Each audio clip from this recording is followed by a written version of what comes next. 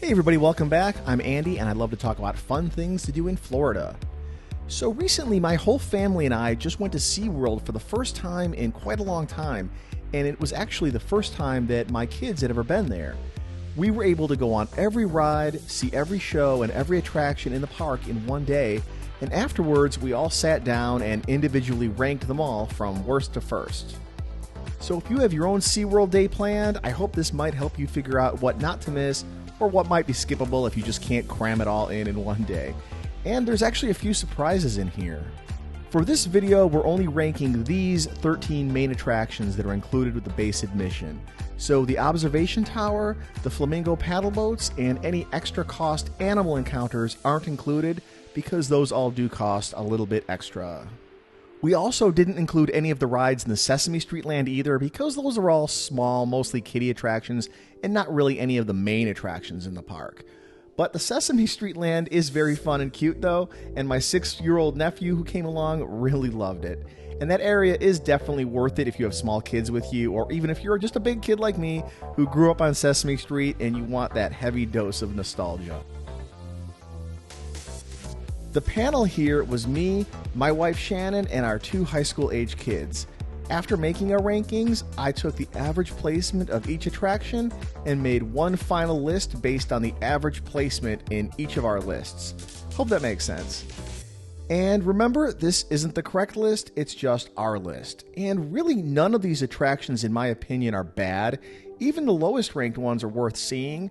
This is just the average ranking of a family of 4 with 2 teenagers, and our unanimous number 1 attraction at SeaWorld is something that's probably not for everybody.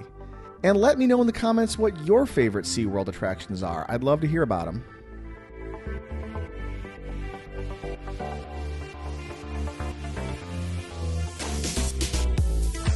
Coming in at number 13 in last place is the Manatee and Turtle Rescue. I actually hate seeing the Manatee and Turtle Rescue here in last place. SeaWorld does great work rehabilitating injured animals, and this is actually a great exhibit that you really should see. So don't let this ranking scare you off from spending some time in here. You don't really have to wait in line for it, and it's an easy attraction to walk through. And if you're here from someplace other than Florida, this might be really your only chance to see manatees in person, so don't miss it. I actually loved watching the manatees here a lot and kind of hung out near a while just watching them swim around a little bit. I kind of loved it. But this is a fairly basic walkthrough attraction that's not quite as exciting or unique as some of the other things at SeaWorld. And when ranking these, my kids said this exhibit reminded them too much of the Manatee Rescue exhibit at Zoo Tampa, and they've actually seen manatees in the wild enough times that it wasn't anything that they haven't seen before. I don't know if that's fair because it's not like wild manatees are something that everybody says they've seen so many times that they're bored of them. I mean, kids, am I right? But something had to come in last, so sorry manatees, I didn't want to do you like that, but I do think this is well worth seeing. Number 12, Shark Encounter.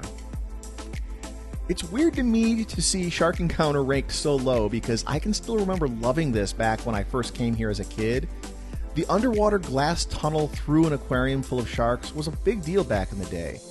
It's still worth seeing, especially when it's not too crowded, but so many local aquariums have something similar to this now, so this attraction doesn't quite feel as special as it used to.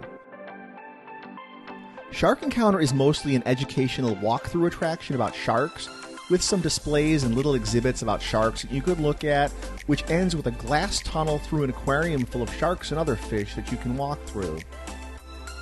The tunnel is also fairly short and the building can get a little bit crowded in here, so your own personal shark encounter will be mostly waiting in line for your turn to briefly walk through. And that's another thing that I think kind of hurt this one in our rankings. The line to go through here was actually a little bit longer than what we thought was worth.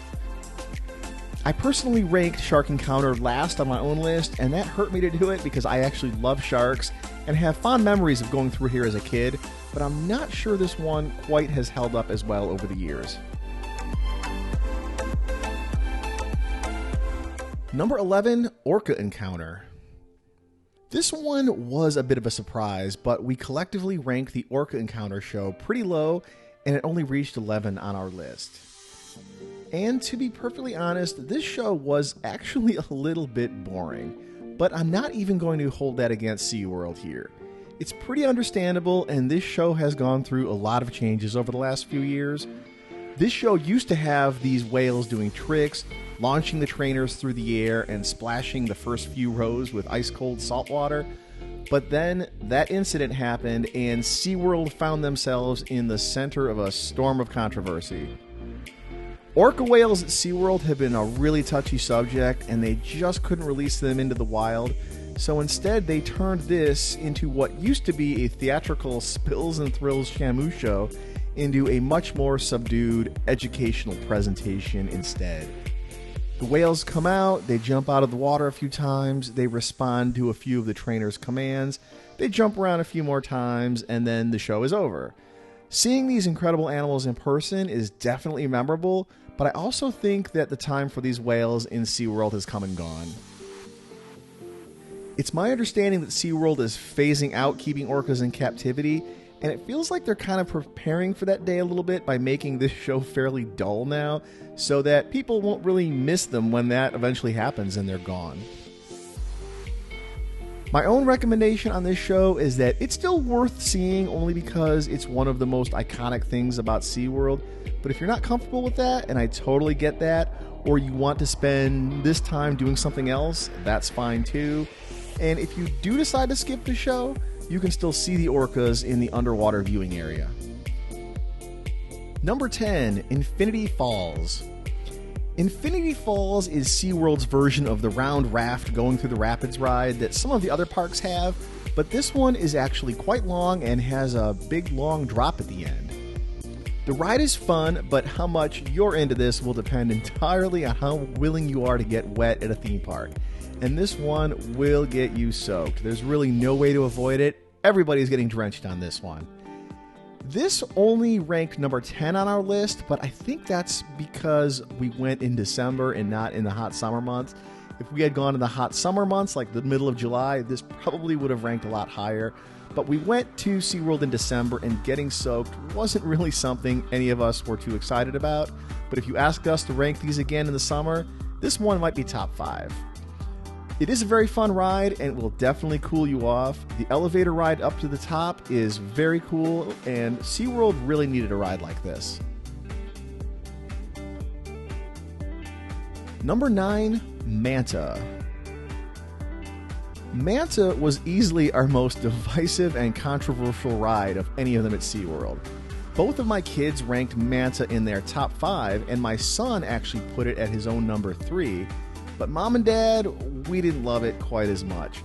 I ranked this at number 11, and my wife Shannon ranked it dead last, which really pulled that average down here to number 9. Manta is a flying coaster. The seats raise you up into what we both thought was a pretty awkward and uncomfortable position to ride in, and this thing created some pretty intense G-forces that weren't my favorite to experience while in that position, but both of our kids loved it. I got off feeling a little bit nauseous, so did Shannon, and I am somebody who loves roller coasters. I'm not used to feeling like that after a coaster. I'm not saying I wouldn't ride it again, but at least next time I'll come better prepared and I'll know what to expect. All that said, I do understand my opinion of Manta isn't a popular one, and a lot of people, including my kids, really love this one. So give it a shot if you think you can handle it. Number 8, Wild Arctic. Wild Arctic is another indoor walkthrough exhibit, and in this one you can see walruses, seals, and beluga whales up close. Both of my kids actually rated this one really highly. They both put it in their top 5.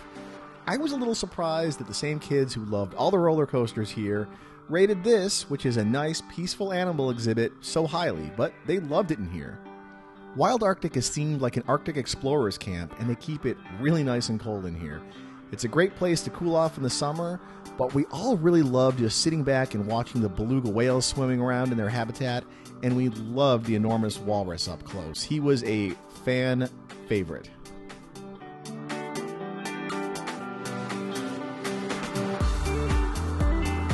Number 7, Journey to Atlantis. Journey to Atlantis is a log flume type ride that's kind of like SeaWorld's answer to Splash Mountain at Magic Kingdom or Ripsaw Falls at Islands of Adventure. You climb into a little boat and then go on a little adventure through Atlantis before splashing down, but there's also a bit of a roller coaster element to this one too. I actually really liked this one and ranked it as high as number 2, while the rest of us put it kind of in the middle of the pack. And you don't really get that wet on this one, maybe a little splash in the face or onto your legs if you're unlucky in the front row, but you don't get completely drenched on this like you do on Infinity Falls. I would rate this personally as a don't miss, especially because it has some elements to it that are pretty unique for a log flume, and it gets you just wet enough to be refreshing on a hot Orlando day.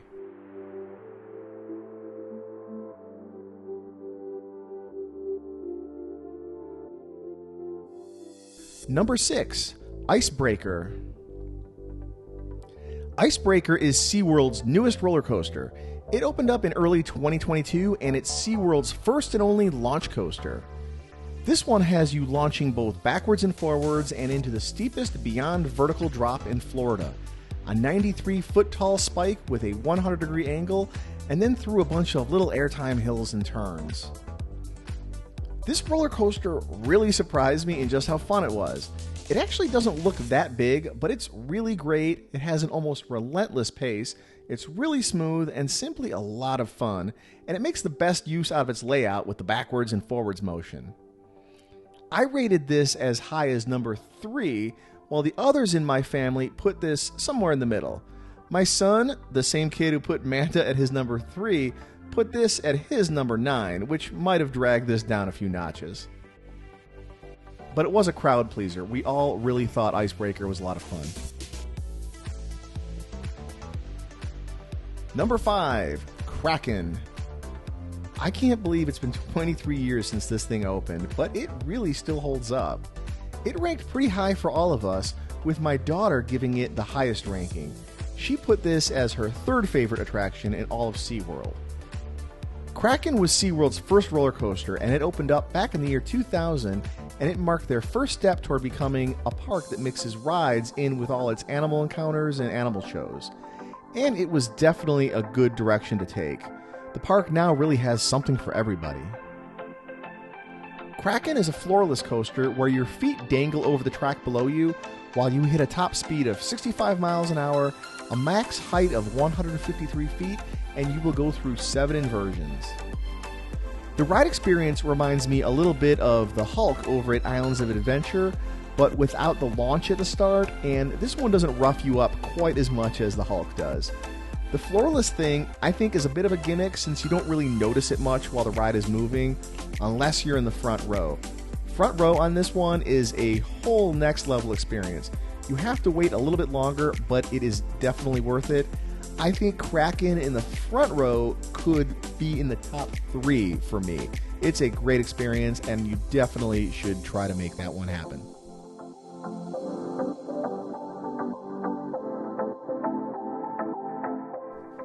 Number 4, Dolphin Adventures.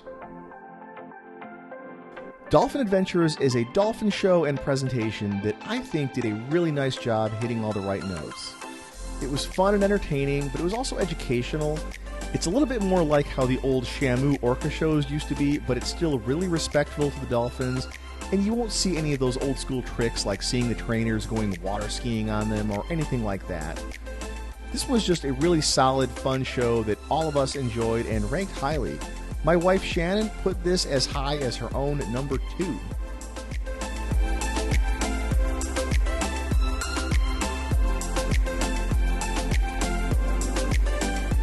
Number 3, Sea Lion and Otter Spotlight. This is another fun show with sea lions, otters, and a walrus that you really shouldn't miss. This is a pure SeaWorld classic, and it's gone through a few changes over the years, but at its heart, it's still a very fun show. Both my son and wife put this in their top 3. You probably won't get too wet even in most of the splash zone seats here, but without giving any spoilers, there is something that happens that will soak all the people sitting down low in the far right side of the theater. So just have a heads up for that. And make sure to get here early if you can. That famous SeaWorld mime is still here after all these years, and he's still entertaining the crowd and silently roasting people as they make their way into the theater, and the guy is hilarious. You don't want to miss him.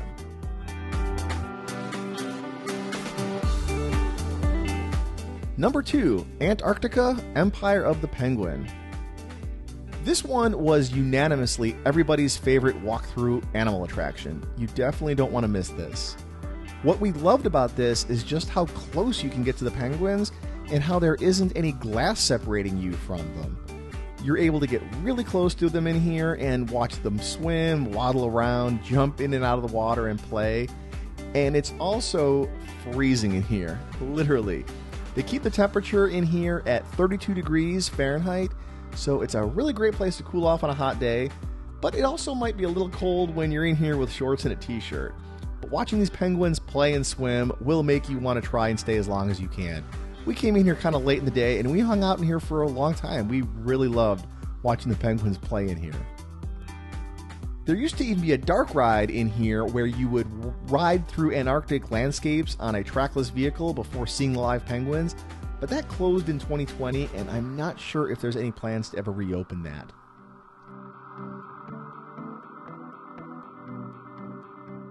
Number 1, Mako.